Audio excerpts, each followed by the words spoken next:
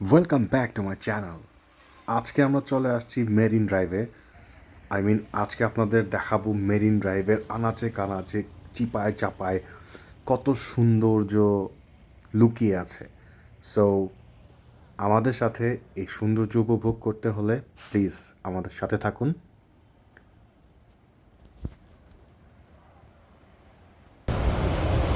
High, Cox's Bazar main যে সৈকত পয়েন্টগুলো আছে এগুলো আসলে দেখার মতো কিছু নাই ভাই।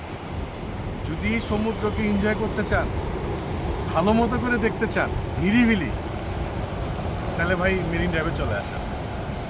বিভিন্ন জায়গা আছে, আপনাকে খুঁজে বের করতে হবে কোন পয়েন্টটাতে আসলে আপনি ভালো মতো ভিউ পাবেন, আপনার কাছে ভালো লাগবে দেখতে।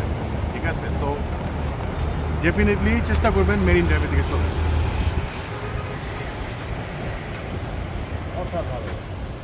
মেরিন ড্রাইভে কিছু দূর যাওয়ার পরে চোখে বাঁধলো এত সুন্দর একটা জায়গা যা আসলে কল্পনাকেও হার মানায়।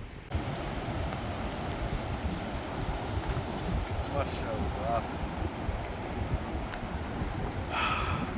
প্রাণ জুড়ে আছে।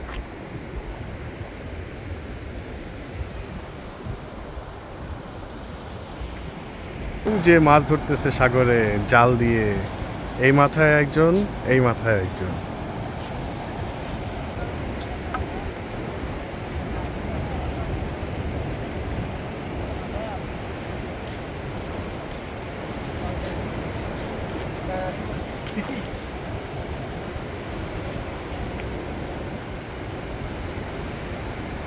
একে বলা হচ্ছে বাটা মাছ। বাপরে, সাগরের ফ্রেশ মাছ। দেখো একদম ফ্রেশ। একদম ফ্রেশ। এটা কি মলা মাছ? মলা মাছ না, এমনি মলা মাছের মতো। এটা বলে আমাদের দেশে খিচড়ি মাছ বলে আর কি, খিচড়ি মাছ। খিচিড়ি, ওটা খিচড়ি মাছ বলে। আপনাদের ওই দেশে কেচকি মাছ বলে না? কেচকি মাছ, হ্যাঁ কেচকি মাছ।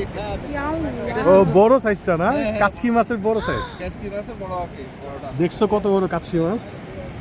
আর ওখানে ছোট ছোট যেগুলো যায় Amazing. এগুলো মাছ বেশি আসলো না।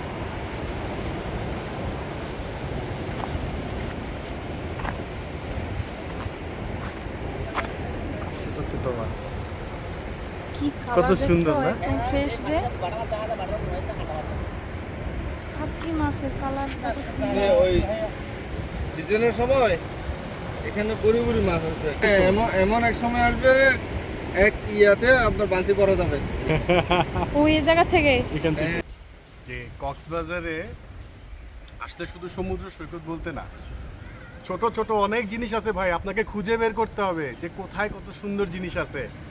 দেখেন, মনে হবে যে বান্দরবনের মতো ফিল আসবে আপনার, মিনি বান্দরবন।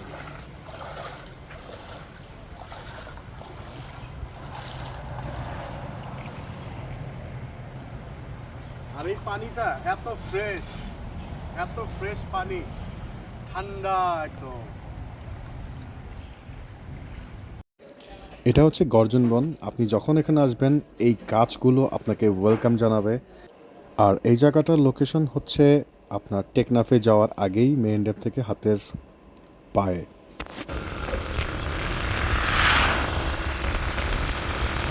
স্বপ্নের মতো রাস্তা ভাইয়া। ও রে, ও রে।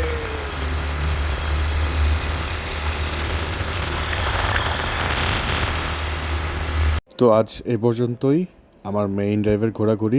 মেরিন ড্রাইভের এখানে আসলে একটু সাবধানে থাকবেন। আল্লাহ হাফেজ।